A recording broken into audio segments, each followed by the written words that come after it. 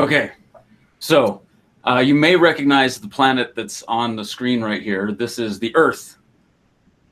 Whoops, that's not what I meant to do. I didn't mean to do that. Hold on. There, now I go like this. Okay, so this is the Earth up close and personal. You can see North America right here, and we're like located right there, and South America's down here. And as far as we can tell, this is the only planet that we've discovered so far. There may be others, but it's the only one we found so far where there's life on the surface. And just to give you an idea about how big the Earth is, because I'm sure that all of you have asked the question, like, what would happen if everybody on the Earth were to jump at the same time? Or what would happen if everybody on the Earth were to run in the same direction at the same time? Would the Earth fly off in some weird direction, or would it stop spinning, or could we slow it down? And so let's see if we can answer that question really quickly. Let's say that you take everybody on the Earth, take every person on the Earth, and you squish them together. So you make a big human meatball, and then you take that meatball and you were to put it somewhere. You could take all the people on the Earth, make a big meatball out of it, and the whole thing would fit in the Grand Canyon without touching the sides or the bottom of the canyon. So there's about 1 cubic mile of people on the planet, and that would easily fit into the Grand Canyon without having any issues. So if all the people on the Earth were to jump at the same time, nothing would happen. Or if everybody ran in the same direction at the same time, nothing would happen. We're actually a really small portion of the total mass of the Earth. The Earth is pretty big compared to us, and we'll see that there are other planets that are pretty big compared to the Earth. A few other things about the Earth. It looks like there's a lot of water on the Earth, but the fact is that the Earth is pretty dry. So we can see here, this big blob of water, that is all of the water that exists on the whole Earth. Okay, it could all fit inside that big blob of water. The small one that's right here, that looks like right over Atlanta, you can barely see it, but there is a small blob right here, not the medium-sized one, but the really small one. That is all the water that's in rivers and lakes on the surface of the Earth. So all the water in the Great Lakes, all the water in the lakes in Europe and South America and everything, and in the rivers would all be inside that little blob over Atlanta in the Southwest United States, the smallest one that's there. So it looks like there's a lot of water on the Earth, but the fact is that the Earth is pretty dry. It's not as dry as Venus, it's not as dry as Mars, but there is a lot less water than what you would think, simply because the water is spread out across the surface and it just coats the surface of the Earth. What else? The Earth has an atmosphere, but the atmosphere itself is not very big. It's only, if you were to take a car and you could drive that car straight up, which is kind of hard to do, but we can pretend. If you were to drive that car straight up for an hour, you would be outside of the Earth's atmosphere. It's only about 60 miles from top, well, 60 miles thick. It keeps going on there, but it gets really, really, really thin as you get further up. And so you can see here this edge-on view of the Earth's atmosphere. If the Earth were the size of a basketball, let's say the Earth was the size of a basketball, the atmosphere of the Earth would be about the thickness of 10 sheets of paper. And so there's not a whole lot of atmosphere. What this actually means is that the place where we know life exists on the Earth is, or in the universe, is actually on a really thin sheet on the surface of the Earth. So we can live at sea level. There's life. If you go down about 5 miles, there's still life. But if you go much below 5 miles below the surface, then there's hardly anything can live. And if you go 5 miles up, that's about as high as the highest birds can fly. So there's like a 10-mile layer of habitable material on the surface of the Earth. And as far as we can tell, that's the only place where life exists. Now, it could exist in other places, but this is the only place where it's been found. So we should feel pretty special knowing that we're fortunate enough to live on the surface of a habitable planet with atmosphere and water to drink and winds to fly kites in and stuff like that. Now, the sun is a star. The sun is a star like all the other stars that you see in the sky. It just happens to be close to us, which is why it shines so brightly. This is a picture of a galaxy. This is the Andromeda Galaxy. The Andromeda Galaxy is similar in size to the Milky Way Galaxy. So we live in the Milky Way Galaxy, and the Andromeda Galaxy is basically the same size as ours. It's the next nearest large galaxy to us, similar to us. So we basically live in something that looks like this. In fact, if this were the Milky Way galaxy, which is the one that we live in, then the sun would be about right here in the Milky Way galaxy. So we're about halfway from the center to the edge, right there. And it takes us about 200 million years to go around the galaxy once. But that would be where we live. So this is what a galaxy looks like. It has, typical galaxy will have something like 300 billion stars in it. 300 billion stars. That's a lot of stars. And that's one galaxy that's the size of ours, has about 300 billion stars in it. Here's a picture that was taken in 1995. So this picture was taken in 1995 by the Hubble Space Telescope. It took something like 2 weeks looking in the same spot to make this image. They chose this spot because there aren't that many stars in this image. There's a star right here. There aren't that many stars from the Milky Way galaxy in this image. So there's a star right here. There's another one right here. There's one up here at the top. And I think there's a fourth one. But they basically picked a part of the sky that doesn't have many stars so that they could see what is past the stars. What happens when you go way out there and look deep into the universe, like a long ways away. And what they found was this image. And all, aside from the stars that you see, or that I pointed out, all the other dots that you see in this image is a galaxy, similar to the Milky Way galaxy. So all these blobs, smudges and things like that, those are all galaxies. Even these little teeny ones that you can barely see, the really dim stars or the dim objects that are way in the distance that are really small and dim, those are all galaxies. And each of those galaxies has something like 300 billion stars in it, like the Milky Way galaxy. Now, here's the amazing thing about this image. This image, if you were to put this image on the sky, you could imagine, how big does this image appear on the sky? If I were to take this image and just take it off of this computer screen and stick it up on the sky, does it take up a gigantic piece of the sky, or is it a little piece of the sky? So let me give you an idea of what this would look like. So if you had a penny, I have a penny right here. So here's a penny. And on that penny is Abraham Lincoln. Okay? And if I were to take this penny and I were to hold it out at arm's length, so it's out like this. Okay, hold this penny out at arm's length like that. This image that we see here, this image would fit inside the eye of Abraham Lincoln. So there's Abraham Lincoln right there, and his eyeball is the same, when it's held at arm's length, is the same amount of the sky as this whole image. So that is a lot of galaxies. There are a lot of galaxies out in the universe. If you add it all up, there's nothing really special about this area. It looks basically the same in all directions. You get the same number of blobs and smudges and smears and things like that. So if you add it up across the whole sky, there are this many stars that we can see in the sky. Each star or each galaxy has about 300 billion stars, and then you add up how many galaxies you would expect to find, and you get this number. It's very similar to Avogadro's number. It's got the same number of zeros in it. Now, how big is this number? This number is so big. This number is so big that your mind blows with how big this number is. This number is so big. There are more stars in the sky than there are grains of sand on the earth. So all the earth's deserts and all the earth's beaches and the ocean floor and everything, there are more stars in the sky than there are grains of sand on the earth. So that's pretty amazing. There are lots of stars out there. So you can imagine with lots of stars out there that there might be other planetary systems like the solar system, and that those planets in those planetary systems might be, some of them might be the same as the solar system, and some of them might be really different than the solar system. So it's easiest for us to see the ones that are the most different, but we will go through some of the different kinds of planets that we see in the solar system. The method that the Kepler mission uses to detect planets, there are a couple different ways of detecting planets around other stars. One of them is through the transit method. So what we see here, this is actually an image of the sun. It's an image of the sun. You can see some sunspots on there, and then there's this big, or this black chunk that's looks like it's been bitten out of the edge of the sun. This was a picture that was taken in 2012 of Venus passing in front of the sun. So Venus passed in front of the sun along our line of sight, kind of came across like this, and that is right before Venus exited this, finished its called a transit, finished its transit across the sun. So you can see when Venus passed in front of the sun that it actually blocked part of the light from the sun.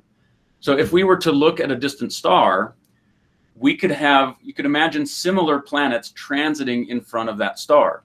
And as those planets transit in front of the star, they block a portion of the light from that star. And so the star would get dimmer when the planet passes in front, and then it would brighten back up again when the planet finished passing in front of the star.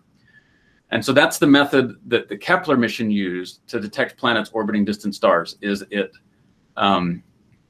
watched as the planet transited in front of the star, and it looked for the stars to get dimmer. So this is what the data looked like from the Kepler mission. It's kind of noisy. It's got some things where so this is the brightness of a given star. So on this axis, let me get rid of this screen, that thing. It's a little brighter. So this is the brightness of a star as a function of time. So time goes this way, and you're watching the star's brightness over time. And the star gets dimmer, and then there's a big jump, and then there's another jump, and there's some wiggles and stuff like that, and then there's another jump. All of this stuff, these big jumps, that's because the Kepler spacecraft went into safe mode, and it had to change its position, and it had to correct itself, and then get back into observing. And so the temperature changes. Temperature of the spacecraft changes, and that changes how bright the star looks, because when you have a hotter instrument, it makes the detectors behave differently. And the Kepler mission, because it's orbiting around the sun, it has to keep rotating to keep the solar panels pointed towards the sun. And so every 3 months, it would change the direction, and that would put that star on a different detector. And so it would change again, and then it would roll. Like 3 months later, it changes directions, and so you get a different piece. 3 months later, it changes directions again. 3 months later, it changes directions again. So we have to correct for all these instrumental things, and eventually you get this thing on the bottom. So this thing on the bottom is the brightness of the star correcting for all the mistakes and bumps and wiggles that come from just operating the telescope. So it's a huge difference in what you start with when you analyze the data from the spacecraft and what you finish with, which is right here. Now, on this curve, or on this, the bottom part, this is the brightness of the star as a function of time, and you can see all these, it looks like rain falling down. All this stuff that looks like rain falling down, those are planets passing in front of that star, making the star get dimmer. There are actually 6 planets in this system that are passing in front of that star at different times, and they're all different sizes. So the bigger planets will make the star get more dim, and smaller planets will make it get less dim.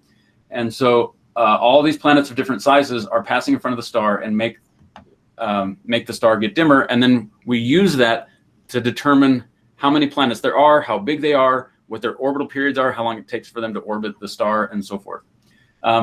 It's color coded on the bottom. It's a little bit hard to see, but there are 6 different colors of dots on the bottom. So there's a yellow one, a red one, a blue one, a green one. There's a cyan one, and each of those dots corresponds to one planet, and they're located at the position where that planet happens to be transiting. So you can see, for example, this one is transiting there, the green one, and then the green one's transiting here again, and then the green one's transiting, it looks like it's right here. And so you can understand how that planetary system is put together by looking at these data.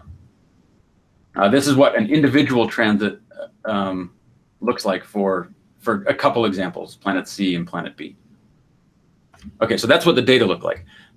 And it's using this transit method to detect planets orbiting distant stars. There's another way that you can detect planets orbiting distant stars, and this one was one of the earliest methods that was discovered. This is what it looks like if you take the sunlight, if you take light from the sun and you shine it through a prism, like a really, really high quality prism. This is what it looks like. You'll notice that it's not all the colors in the rainbow, it's all the colors in the rainbow minus a bunch. So there are some places where the sun has dark lines, these dark bands that appear in the sun's spectrum. So you take light from the sun, you shine it through a prism, it spreads it out, and then you'll see that there are these locations where the sun doesn't shine very brightly. And those different places correspond to the different chemicals that the sun is made from. So the sun is made out of hydrogen and helium. The sun has some sodium in it, it has some calcium in it, it has some iron in it. There's a whole bunch of different chemical elements that are in the atmosphere of the sun. And each of those chemical elements will absorb light at different wavelengths. So for example, these 2 yellow ones right here, these 2 places where it would be yellow if they weren't dark, those come from sodium. And so if you go to Tucson, Arizona, they have sodium lamps. All the streetlights are made from sodium, and they're yellow because those lamps emit light in these colors where the sun's atmosphere absorbs light in those colors. So if you have a planet going around a star, you'd see a similar spectrum from any star that you would look at in the sky. If there's a planet going around a star like this, what will happen is when the planet is moving towards you, the star is going to move away from you because they actually orbit each other. We don't orbit just the sun. The sun and the Earth orbit each other around the center of mass, like where it would balance on a balance beam. So if the planet is moving towards us, then the star that it orbits would be moving away from us very slowly. It might only move away from us at a few feet per second or something like that, but it's still moving away from us. And what that will do is it will take the light from where these different wavelengths are. It will take that light and it will stretch it out and move it towards the red side of the spectrum where you have longer wavelengths. So it takes the light from the star and it will shift it the same way that when a car goes by, when the car is, if you have a police siren, for example, so you have a police siren coming towards you and it's going to go be-doo, be-doo, be-doo, and when it passes you, it'll go be-doo, be-doo, be-doo, be. And the same thing will happen here to the different wavelengths of light. They will shift. If the star is moving away from us, it will shift towards the red side of the spectrum to longer wavelengths. And if it's moving towards us, it will shift to the blue side of the spectrum towards shorter wavelengths. So the same thing will happen to the light as what we hear when a siren passes us. And that's what's shown in this graph. So if the planet's orbiting around, it will shift the light from the star. It will red shift it or it will blue shift it. And we can watch the light from that star, shine it through a prism, and then watch these lines shift back and forth as the planet orbits around that star. Okay? The first planet that was ever discovered orbiting a distant star was 51 Pegasus. 51 Pegasus. And this is not a real image. This is an artist's rendition of what the 51 Pegasus looks like. So here's the star, and then this is the planet in the background. Now, the thing that was weird about 51 Pegasus is that this is a planet that is the size of Jupiter.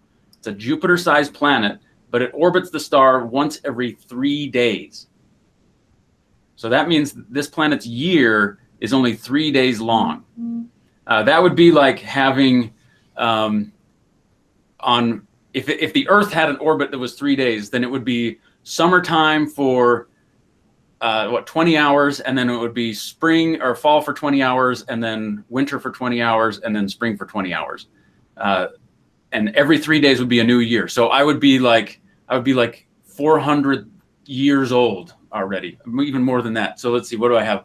So I'm years old, and if that's like, and I get 100 of those I would be 4,000 years old in this if we lived on this planet. So it goes around the star so fast, it only goes around every 3 days. And that's pretty weird. That means that the temperature on the surface of this star, or on the surface of this planet, is going to be really hot. You'd have to drink a lot of water.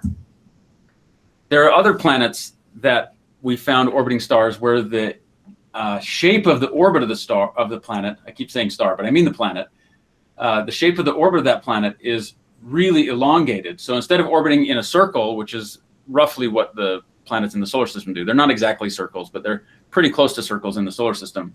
This planet is highly elliptical. It's got a really elongated planetary orbit. In fact, so what's shown here, it's kind of hard to see, but you might have to trust me that it's there. So we have the star here, we have the planet's orbit right there, and there are these three really dim curves. Does this one have? No, it doesn't. Does it show up if I slide it off the side? No, it doesn't. Okay, but anyways, there are three really dim curves.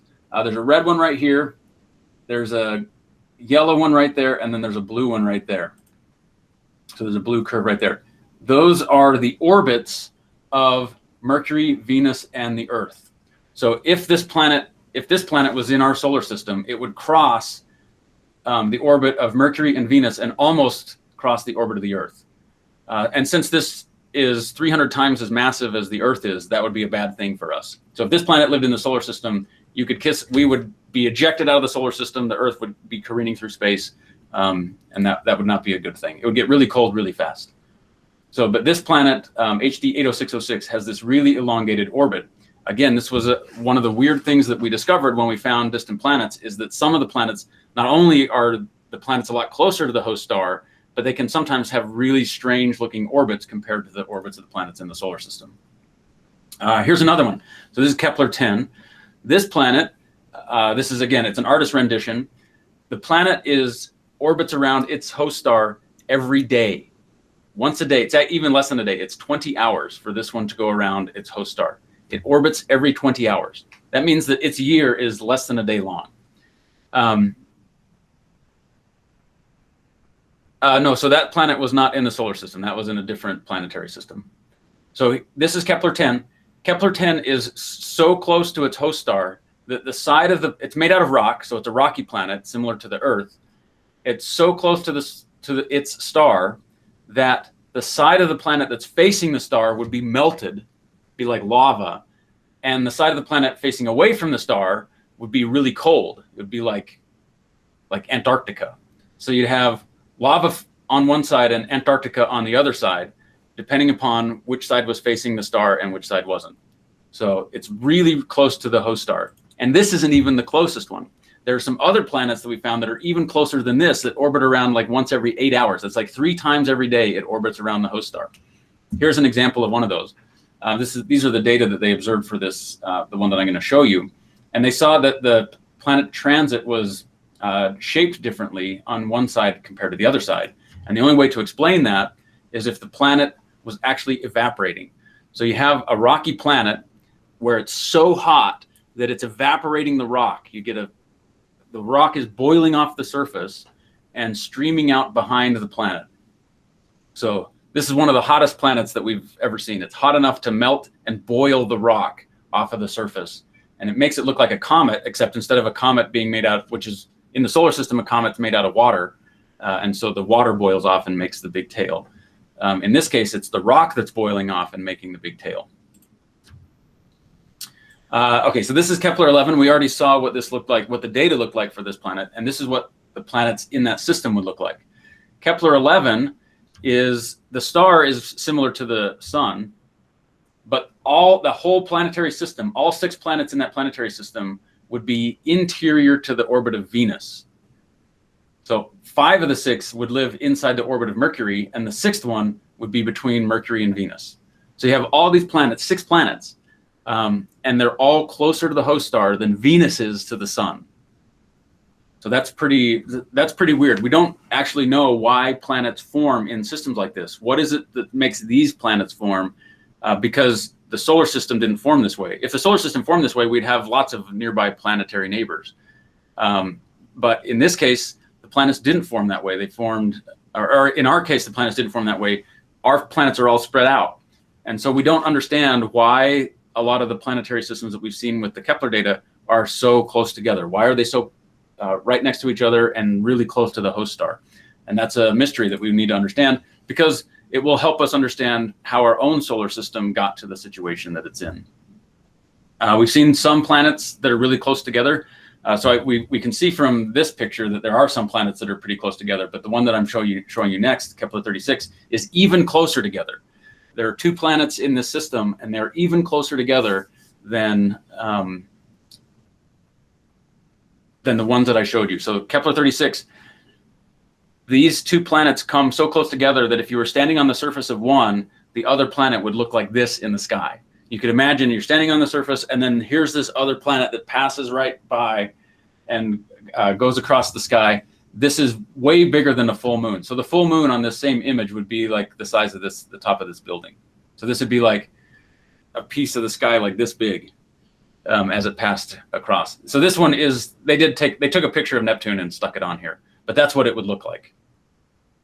Again, this is not a real image because they don't have Seattle on Kepler-36. But this is, that's what it would look like. And the outer one is a kind of a gas giant planet. So you have like a rocky planet, and then you have a nearby gas giant planet that would be that big. What else do we have? So we can see, using some new telescopes that were just built in Chile, up in the desert, the high desert, they made some telescopes where they can look at the disks where planets form, and you can see, so this is a place where planets are forming. They don't really exist yet, or they haven't finished yet. So there's a star in the middle of this, and you can see these gaps that open up in the disk surrounding that star, and those gaps are formed by planets. A planet will form in that location, and it will open up a gap in the material. So we can actually, with new instruments that have basically come online in the last few years, we can see the actual formation process of planets, and that will help us understand where do these different planetary systems come from? How do they get the way that they do? All right, now I want to bring up this astronomer, Cecilia Payne Gabushkin. She made a very prescient statement about 100 years ago. So she was working at Harvard about 100 years ago, and her statement was that 3 out of every 2 stars are in a binary. So when you look up into space and you see all these stars, many of those stars are actually multi-star systems. So instead of a single star, you actually have 2 stars that are orbiting each other. Or you can have 3 stars that are orbiting around each other. Or you can have 4 stars that are orbiting around each other, or 5 stars. In fact, there are some stars in the sky where there are actually 6 stars orbiting around each other. I wonder, is that the next picture that I have? Do I have that picture? No, I don't. So there are multi-star systems that exist in the sky, and we can only, it looks like a single star to us, but if you get a good telescope, you can tell that it's actually multiple stars going around each other. So her statement was 3 out of every 2 stars are in a binary. What that means is that half of the dots that you see are actually multi-star systems with 2 or more stars in it. So you see a dot in the sky and you're only 50%, like if you flip a coin, that will tell you what, okay, if you flip a coin, it won't tell you anything. But the chances of it being a single star is the same chance as flipping a coin. And the chances of it being a multi-star system is the same chance as flipping a coin. So now, here's an example just how common these multi-star systems are. The most famous, or the closest star system to us, so we have the sun, and then the next nearest star to the sun is called Alpha Centauri. And Alpha Centauri is actually a 3-star system. It's 3 stars. So this is a zoomed in version of Alpha Centauri. There's this one, Alpha Centauri A, and there's this one, Alpha Centauri B, and there's a really small one, but it's still there. There's a red circle right here, and inside that red circle is Proxima Centauri, which is a small star that's going around. So these 2 stars orbit each other, and then Proxima Centauri orbits around those 2 stars, like way out here. And so Proxima Centauri is, of the Alpha Centauri system, Proxima Centauri is the closest one to us right now. But over time, Proxima Centauri is going to continue orbiting, and one of these other stars will be closer to us. So this is the closest star to the solar system, is a triple star system. Another star that's really famous on the Earth is Sirius. Sirius is the brightest star in the sky. It's up. It doesn't come up right now, but it will be coming up in the next few months, visible as the sun goes down, because it's in the winter sky. It's the nose of Canis Major, the big dog. It's the brightest star in the sky. So the brightest star in the sky is Sirius. And if you look closely at Sirius, you see this right here. That's a second star. Sirius is a binary star system. It has 2 stars going around it. Turns out that originally this was the bigger star, and it died already, and this one's still around. So that used to be the biggest star, and now it's the smallest of the pair. So we have the closest star to us is a triple star system. The brightest star in our sky is a double star system, and the most famous star in the sky is not that one. The most famous star in the sky is Polaris. Polaris, which is the North Star. The North Star is actually also a triple star system. So if you look carefully at Polaris with a nice telescope, you'll see 2 stars, what look like 2 stars, Polaris A and Polaris B. And if you look more closely at Polaris A, you get Polaris A and Polaris and a small one going around Polaris A. So there's Polaris A and then a small star going around it, and then Polaris B is another big star that's going around both of those 2. So that's another triple star system. And it turns out we have seen planets in multi-star systems like this. So Kepler-132 is an example. There are 2 stars in the Kepler-132 system, and there are 3 planets in the Kepler-132 system. 2 of them are orbiting one of the stars, and one of them is orbiting the other star. So we can see, you can imagine living in that kind of system where there's not only do you have the sun, but you have another star in the sky. You have another star in the sky, and that star has planets going around it, and the sun has planets going around it. So that would be a pretty interesting planetary system to live in. You could imagine visiting not only, so we talk about going to Mars, like visiting Mars. You can imagine visiting the planets here and then going to the other star that's in the same stellar system and visiting the planets over there, if it turns out that these could support life. So we see planets like this in the galaxy. Now, this is not the only thing that we see. we've seen stars that go around binary star systems like this. So here's a binary star system, and this planet, so you have two stars going around each other. So here's these two stars going around each other, and then you have a planet that's going around those two stars like this. So not only have we seen star systems where there's planets going around both of the stars, but we've seen a binary star system where there's a planet going around both stars at the same time. So that's like Tatooine. That's like where Luke Skywalker's from. That one has two stars in it as well. Okay, another thing that we've discovered, what you see on this image, we see on this image that there's a galaxy right here. There's a bunch of stars in this galaxy, and right here, this is one of the stars in that galaxy that's blowing up. So this star is exploding in what's called a supernova. But when this star explodes, it shines as brightly as all of the stars in the galaxy. It's almost as bright as this whole galaxy. And after it explodes, oftentimes there's extra material that's going around it, and that material can coalesce to form a planetary system. And so this is an artist rendition again of, here is a star that's already exploded. It's called a pulsar, or a neutron. It's a fast spinning neutron star. And back a long time ago, or after this star exploded, there was a disk of debris that was still orbiting around it. It actually stole that debris from a nearby star, but that's a technicality. So it stole some debris from a nearby star, and it formed planets in that debris disk.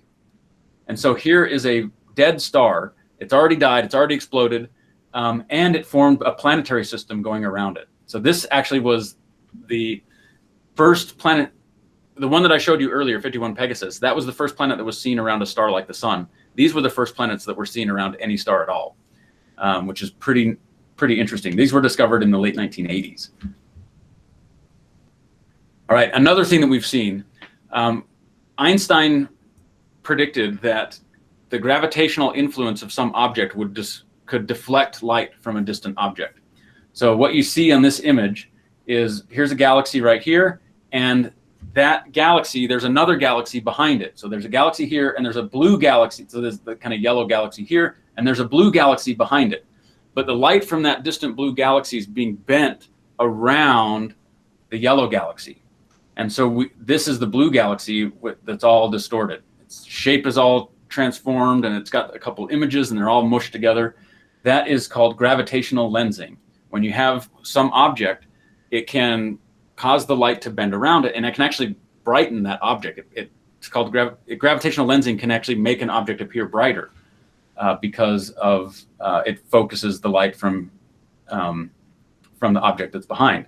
And so you can use this same physics, or the same technique of looking at objects, gravitationally lensing more distant objects to detect planets. What will happen is you'll have a distant star. Let me draw a picture of this so you can see what's going on. That's this.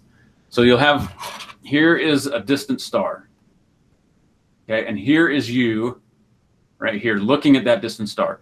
And then if you have a planet or a star right here that moves in between, the light from this distant star will get bent around like that, and it causes this star to appear brighter in the sky because this intermediate star is passing along the line of sight, and it gravitationally lends the distant star.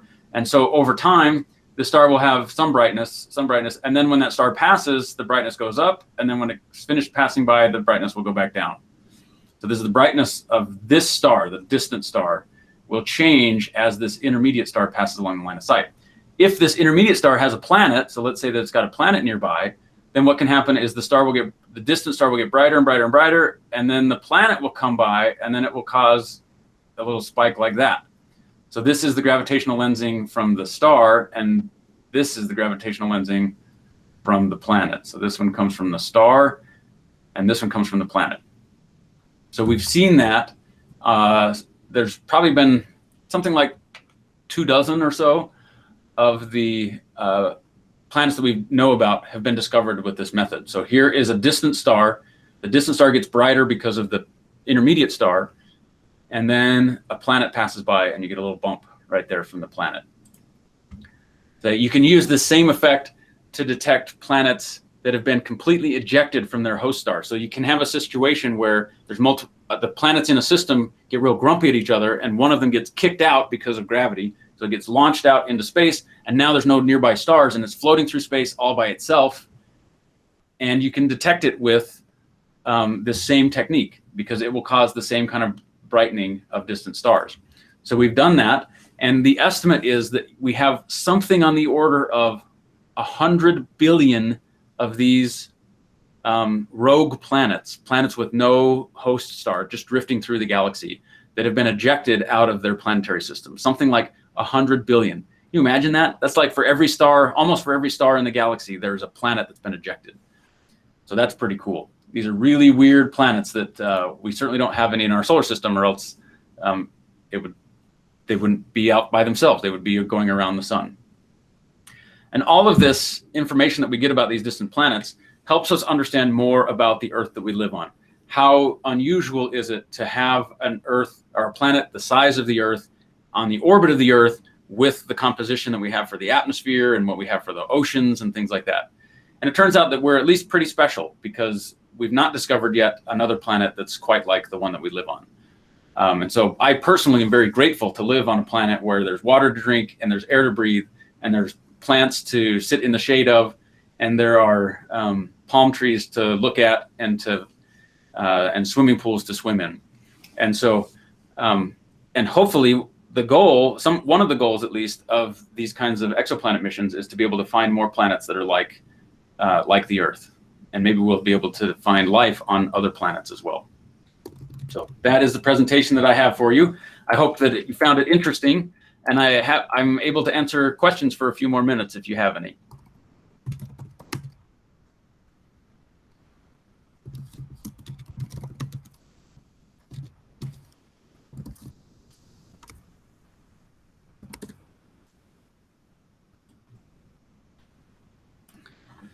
How many exoplanets do I expect to exist? So right now, we know that there is at least one exoplanet for every star in the galaxy.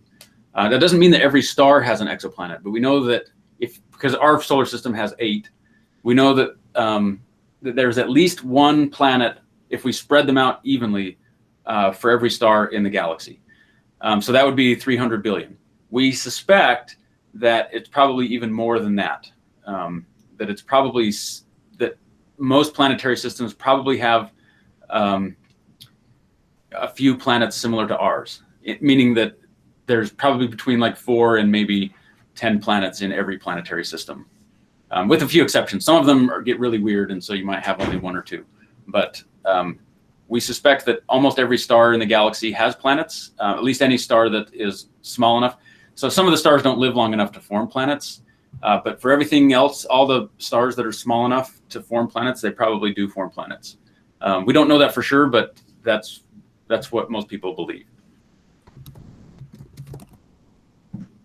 So that would put us at, for our own galaxy, that would put us at like 1 trillion planets or something like that. Science have been using machine learning to detect exoplanets. Yeah. So one of the things that I showed earlier was this image of the Kepler data. This image of the Kepler data.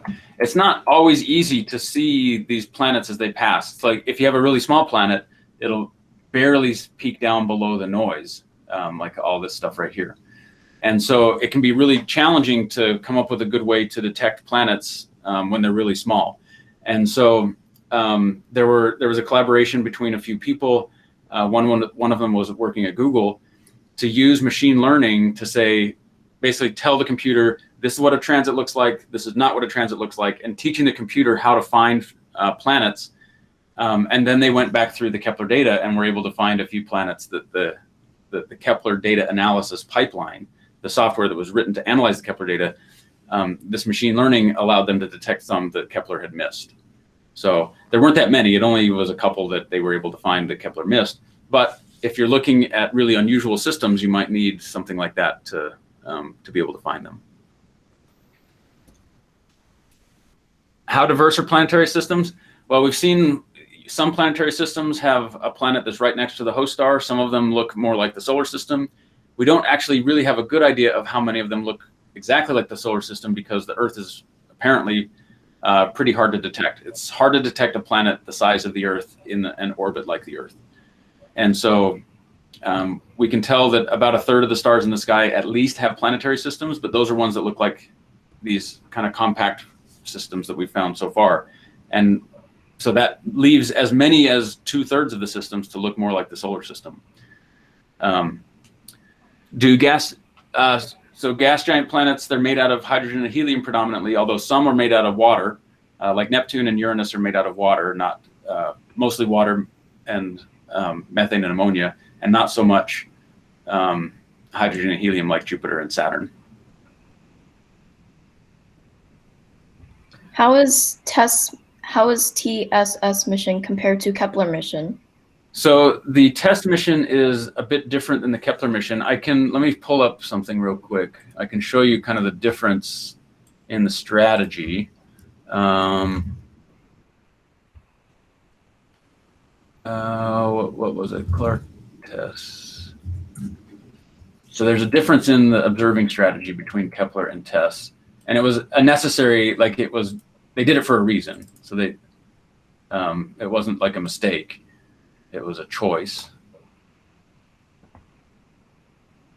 Okay, what's the, what did I just do? I just did something.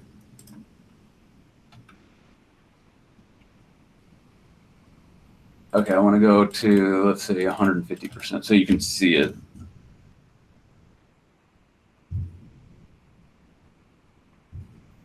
I'll make this one bigger. I'm working behind the scenes on this so that you can.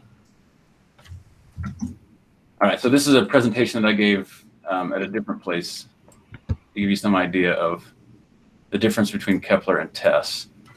Okay, so here is a field of stars, and here's us. So pretend this is the Earth right here, and this is a field of stars in the galaxy. When they did the Kepler mission,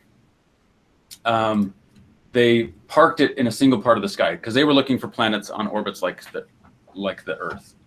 And so they need to be able to look at the same star for several years in a row constantly. And so they were looking in one part of the sky. And so this is all of the stars that they were able to see, for example, with the Kepler mission. And you'll notice that most of the stars that you can see with the Kepler mission are distant. So I think the next slide shows 50%. Yeah. So these are all the stars that you can see with the Kepler mission. For example, this is like a cartoon. Half of those stars are down here, and the other half are in here. So more than half of the stars are really far away. The average distance from the Earth to a Kepler target is like 300 light years, so it's pretty far. What TESS did was it said, okay, now we know how many how many planets to expect. Let's see if we can detect ones that are closer to us. And so this is what TESS did. So pretend this is the Earth, and then TESS is looking all across the sky. It's looking everywhere in the sky. All right. So inside this circle is the same number of stars as you see in this wedge from the Kepler mission. So Kepler looked at one part of the sky and stared at it for 4 years, 4.5 years. So that was the Kepler mission looked like this. TESS is looking everywhere in the sky. And so this is the same number of stars in this circle as exist in this wedge. And now if you look at the average distance, half of the stars are interior to the blue circle and half of the stars are exterior to that blue circle. So with TESS, it's not able to detect the long period planets because it doesn't look long enough in a given direction. TESS will, when TESS looks at something, it only looks for a month. This is what the TESS observation thing looks like. It looks in one part of the sky and then it shifts every month to a different part of the sky, and it shifts again and it shifts again. And so it's only able to spend just under 1 month looking in any particular direction. And as a consequence, it's not able to detect long period planets. So here's another, maybe a better view of that. So TESS has these 4 cameras and it looks like that in the sky. And then every month it shifts to another part. And so it's not able to see the long period planets, but it is able to detect planets that are a lot closer than the typical Kepler target. So that's the main difference between Kepler and TESS. Kepler was designed to look for long period planets, And so it has to look farther away because it can only, in order to get the same number of stars, it has to look at more distant objects, where TESS is looking for short period planets.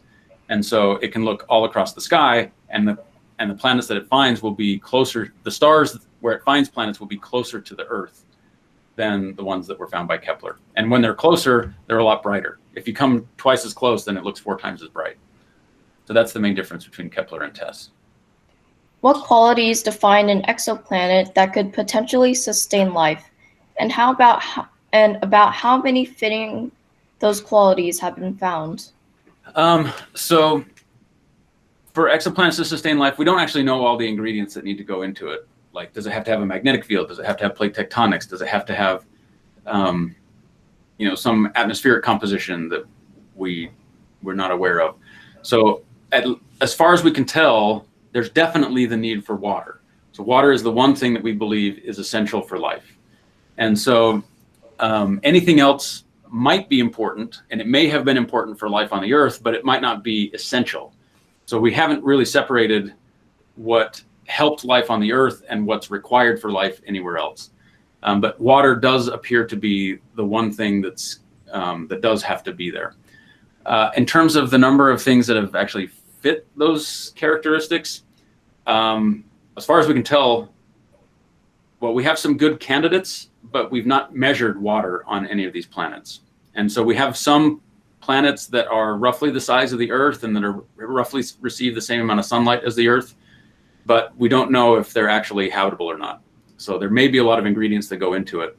And so my guess right now is that we found 0 planets outside of the Earth that are habitable. But we have some candidates, and as our instruments get more sensitive, then we might expect to find even more beyond that. Do other planets have magnetic fields? Yeah, so we definitely know that certainly all the planets in the solar system have magnetic fields. And we believe that most of the planets, well, we've detected, I think that there has been a detection of the magnetic field from an extrasolar planet. But they're not easy to find, simply because the magnetic fields are relatively weak compared to how bright the star is. So I suspect that magnetic fields are probably pretty common, because iron is a pretty common element, and that's one of the ingredients that it takes to make a magnetic field. And so I suspect they're common, but they're not really easy to detect. Although I believe that just in the last couple of years, they were able to see at least one, if not a few, planets with magnetic fields.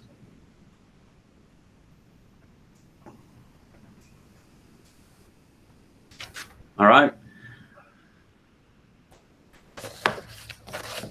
Well, thank you.